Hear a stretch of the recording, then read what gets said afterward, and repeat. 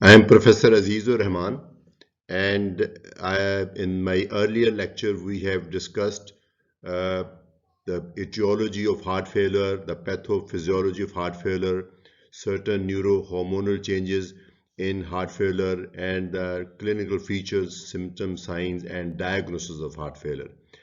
And I think now we are going to talk about the treatment part. Now, obviously, you would not understand this component unless you have watched my earlier video on the etiology and the mechanism of heart failure. So I recommend that you first go back and watch that video and come to this lecture later. That way, I'm sure you will understand this one better. Hoping that you have already watched that video, we were going to start with the treatment of heart failure today. Uh, I think the treatment will become really easy, and at least the understanding of that treatment will become very easy if we understand the pathophysiology and pathophysiological component of heart failure. So, heart failure is a very, very complex disease, and there are certain components which needs to be addressed specifically to help these patients. Now, let's identify. First of all, there is a volume overload. Most patients with heart failure, especially the biventricular failure, they would have retained some water in the body, and this water would be obvious on the feet in the form of pedal edema, on the genitalia in the form of scrotal edema or the presacral edema, maybe ascites, maybe engorged neck veins, but in the lungs it would be visible or will be detectable in the form of some fluid in the lungs causing pulmonary edema. So volume overload, it is particularly the extra water in the lungs which is causing problem, so we have to get rid of that.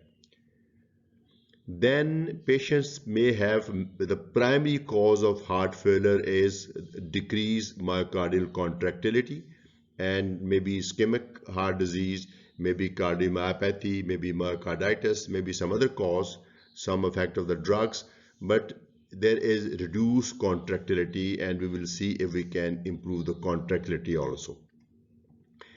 Then, because this is actually a compensatory mechanism, there is a stimulation of sympathetic nervous system. This really helps initially it by causing tachycardia, by causing increased cardiac contractility. It tries to improve cardiac output and cardiac circulation, but then it also causes some vasoconstriction through its alpha effect. So I think then it may also contribute to the pathogenesis and contribute to some symptoms. So we will try to address them also. And then finally, very importantly, the activation of renin-angiotensin-aldosterone system. This is activated, and this is also a friend actually. Initially, it causes water retention, sodium retention, because whenever there is reduced cardiac output, body senses it as if there is not enough water and salt in the body. It tries to retain, and it actually helps to restore cardiac output then, but when there's too much of fluid and salt retention, that could be counterproductive. So we will address these components, and I would like to have your input also. So I'm going to show you various components of heart failure, the cardiac failure, in my next slide. Now, these are the points we have identified: volume overload and renin-angiotensin-aldosterone activation, this sympathetic nervous system activation, and hypokinesia. Now, what we can do about volume overload? Just think. I think it should be easy. We would ask the patient to restrict salt and water, because mostly we are taking salt in much more quantity than our body needs. And you should ask the patient to cut down salt intake to as much as possible limit. And of course, along with salt, you would also ask the patient to restrict water. If somebody does not restrict salt, then it would be difficult to restrict water. So I think primary emphasis should be on restricting sodium, but water should also be restricted. And then we can give some diuretics. We have number of them. We have loop diuretic like furosemide. We have thiazide type of diuretics like chlorthalidone or hydrochlorothiazide, or we have potassium sparing diuretics like spironolactone or amiloride HCl. So whatever diuretic is suitable under the circumstances should be used. Mostly actually we use combination. Since we want diuresis in heart failure, we do not want, the primary objective is not the blood pressure lowering effect. The primary objective is to get rid of some extra salts, and loop diuretics are most potent diuretics. So I think loop diuretics should be given. As loop diuretics, they cause potassium loss, so typically loop diuretics are combined with a potassium sparing diuretic. So those combination diuretics should be given along with sodium and water restriction. Now let's see how we can tame this activated RAS. And you already know the drugs which can block RAS activity. They are angiotensin converting enzyme inhibitors. As the name says, they prevent conversion of angiotensin 1 into angiotensin 2. It is angiotensin 2 which needs to be blocked. Angiotensin 1 is not a much of a problem. So, but by preventing conversion of angiotensin 1 into angiotensin 2, ACE inhibitors will help. ACE inhibitors will also increase the level of bradykinin, which is a vasodilator, that may also be helpful in this treatment. Then ARBs are angiotensin receptor blockers, which actually block the ultimate effect of angiotensin 2 on the receptors. And there are two types of receptor. There are two types of angiotensin 2 receptor, AT1 and AT2. AT1 are primarily vasoconstrictor and AT2 are primarily vasodilator. So if we have a drug which can block AT1 and stimulate AT2, that will be great. So we have number of ARBs which can do that. Then spironolactone can be counted here also as diuretic, but it is counted here because it actually belongs to RAS system. Ultimately, it is the spironolactone which promotes sodium and water retention. So I think by giving ACE inhibitors or ARBs, we can help these patients. These agents, they reduce preload, they reduce afterload, and they improve cardiac output, and they are very, very helpful. It is not recommended to combine these. You use ACE inhibitors or ARBs. As far as my understanding is concerned, their effect on heart failure is equivalent. Since ACE inhibitors came into the market before ARBs, so most of the trials, they actually address ACE inhibitors, and ARBs were later compared with ACE inhibitors. They were found as good as ACE inhibitors. But when we talk about the tolerability, the side effect profile is, I think, better with ARB. So in my experience, most new patients are prescribed ARBs, but if somebody is already on ACE inhibitors and is okay, and if the physician is more comfortable with ACE inhibitors, and it is perfectly okay to prescribe ACE inhibitors, so but never combine both, and these two are typically prescribed with a diuretic. So that was it, and now let's take the third component, the sympathetic nervous system stimulation, and of course we can do it with beta blockers. Beta blockers are, there are various types of beta blockers: non-selective beta blocker, cardio-selective beta blocker, vasodilator beta blocker. So we have number of them. I think at this stage I will not be able to go into the details, but beta blockers are great in the treatment of heart failure. Now you remember the undergraduate teaching, and typically our teachers used to say the beta blockers are contraindicated in heart failure. That may be still true if you use beta blocker in their standard dosage in somebody who is already volume overloaded. It may actually harm the patient. But once you have gotten rid of extra water and patient is relatively stable, by giving beta blocker, typically in a small dose, typically in an ultra small dose, that can really help to improve patient symptoms and also to improve patient's life expectancy. So beta blockers are currently considered to be one of the primary first line treatments. There are some patients who cannot tolerate beta blocker because beta blockers can cause bronchospasm.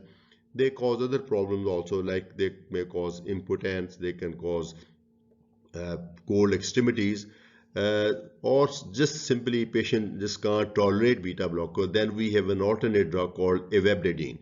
Ivabradine is what they call as funny channel blocker. It actually reduces sinus rate. It works only on the sinus node. It does not have any effect elsewhere. So it would reduce sinus tachycardia, and it is also useful in heart failure. Why do we want to reduce heart rate? Because slower the heart rate would mean longer the diastole, and longer diastole will allow left ventricle filling better, and less heart rate will also means less burden on the heart. So I think that is how these drugs are helpful. Then last one is hypokinesia. I wish there was something which could improve hypokinesia, and if there was one, perhaps these would not have been needed. But hypokinesia, of course, in some situations we can use digitalis. Digitalis used to be a treatment of choice in heart failure, and it perhaps still can improve symptoms if used initially. But then there are problems with digitalis also. Particularly, it does not have favorable effect on life expectancy. So digitalis and many other drugs which are positive inotropic agents, they actually demonstrated that they can increase mortality. They may improve symptoms. There are many other positive inotropic drugs. I think all of them are not useful in the management of heart failure because they actually increase mortality.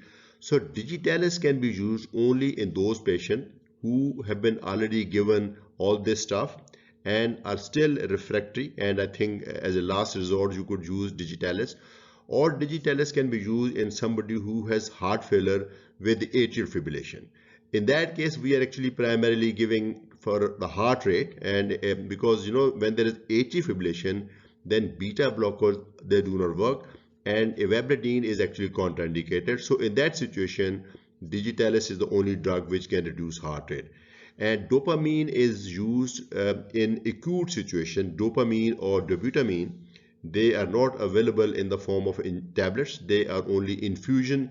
So in acute heart failure, acute cardiogenic shock, acute pulmonary edema, dopamine may be a life-saving drug. Dopamine or dobutamine. Dobutamine is actually more commonly used these days. Dobutamine is preferred because it has got predominant beta effect, not the alpha effect.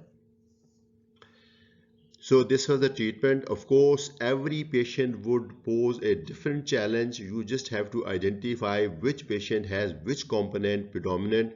Uh, According to that, you would plan treatment, and this treatment would definitely need to be revised on every visit. Now, patient should be called for a follow-up, and on every follow-up visit, I think depending upon the response of the patient, patient symptoms, patient signs, and the side effect profile, we make some adjustment and we try to keep the patient as much asymptomatic as possible with the minimum side effects and with the minimum medication. Now, first step in the management is lifestyle changes, and I think they are quite obvious. Every disease, we always emphasize on lifestyle changes because patient's perception is that is actually true also, that lifestyle changes are better than medication. I think I would also accept that. Uh, but but the problem is many patients, they cannot follow these lifestyle changes. And lifestyle changes, they would work only in mild to moderate conditions. So I think pharmacological treatment would be needed, but definitely we need to try lifestyle changes. It would be absolutely illogical not to address lifestyle changes and going straight on medication. So you ask the patient to reduce salt and water intake, avoid heavy exertion because it is only the heavy exertion which precipitates symptoms in some cases. light meals, because a heavy meal also put extra burden on the heart because blood circulation is diverted toward stomach. Reduce weight, of course this cannot be done overnight, and you must ask the patient to try to reduce weight over time by reducing food intake and also by doing some aerobic exercises. Smoking cessation, that is of course very logical. Somebody is a smoker and that must be harming heart in various ways. I think you must counsel the patient. It is not just enough to tell him to stop smoking or ask him to stop smoking. You need to counsel him and provide the help to help him reduce the cut down smoking. Then avoid non-steroidal anti-inflammatory drugs. These drugs are very commonly prescribed and they can actually aggravate heart failure. So if not necessary, you can withdraw them. And if patient is having some kind of pain, you may prescribe some analgesic which do not belong to this class. The paracetamol, for example, does not have NSAID activity, so that can be given, or some narcotic type of analgesics can be prescribed. Of course, they also have issues, but when we are talking about the heart failure, then NSAIDs are particularly bad.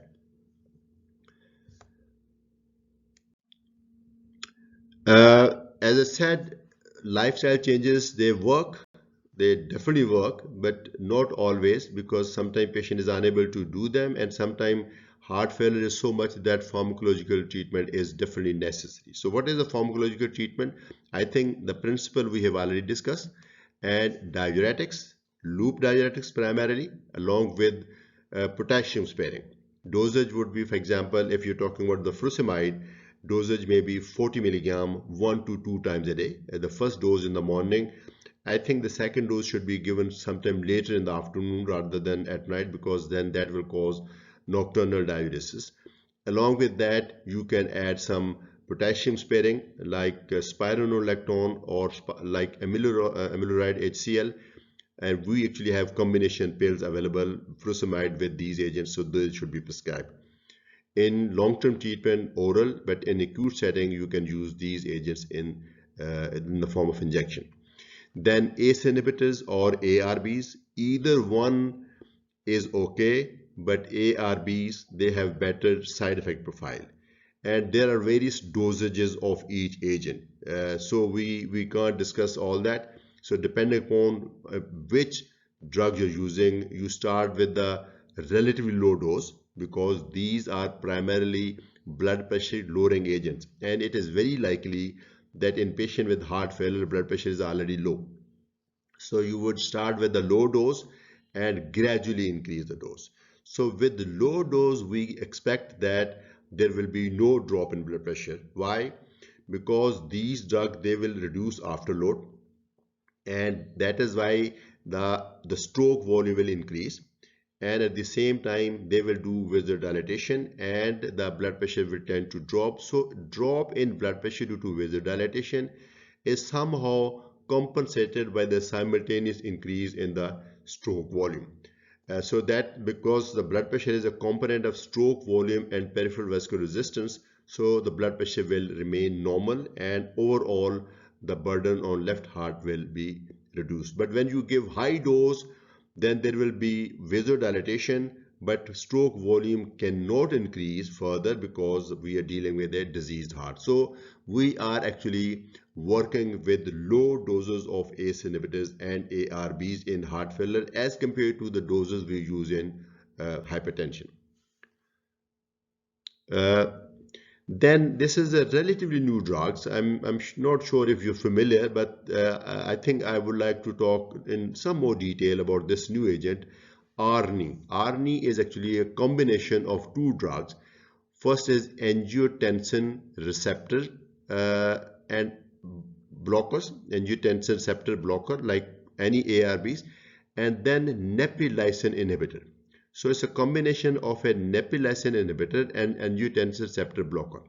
So that is why we call AR, angiotensin receptor AR, and neprilysin, an inhibitor for both. So it is inhibitor of both angiotensin as well as neprilysin.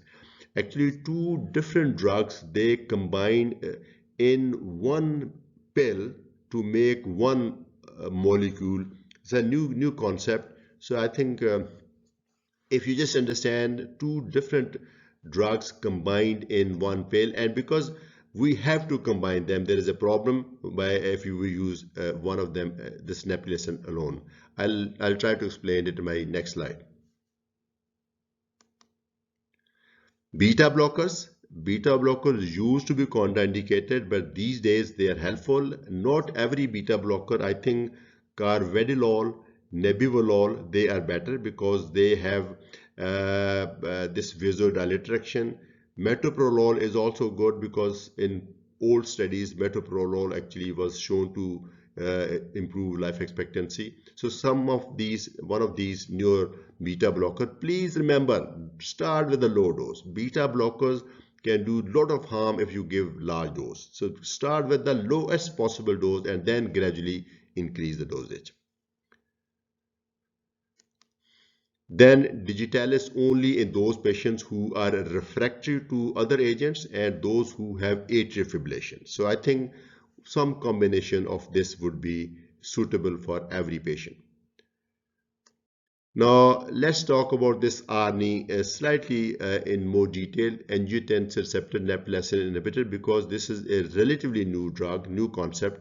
So I think I'd like to explain this. This is heart failure. In heart failure, what happens is that there is increased ANP, BNP, atrial natriuretic peptide, and this used to be called brain natriuretic peptide, but now we call it B-type natriuretic peptide because we now know that this also comes from the heart. This is comes from the ventricle, this comes from the atria, but both come from the heart. Both have the same action, both cause some natriuresis, that means they get rid of some salt from the body and water. So they are helpful. In heart failure, one of the neurohumoral changes are increase in ANP and BNP. They are released when myocardium is stretched. So they are actually helpful. Okay. Now, if they're helpful, then we should try to see if we can use this strategy. They are helpful because they cause vasodilatation and diuresis, and this vasodilatation and diuresis help heart failure. Okay, this is it.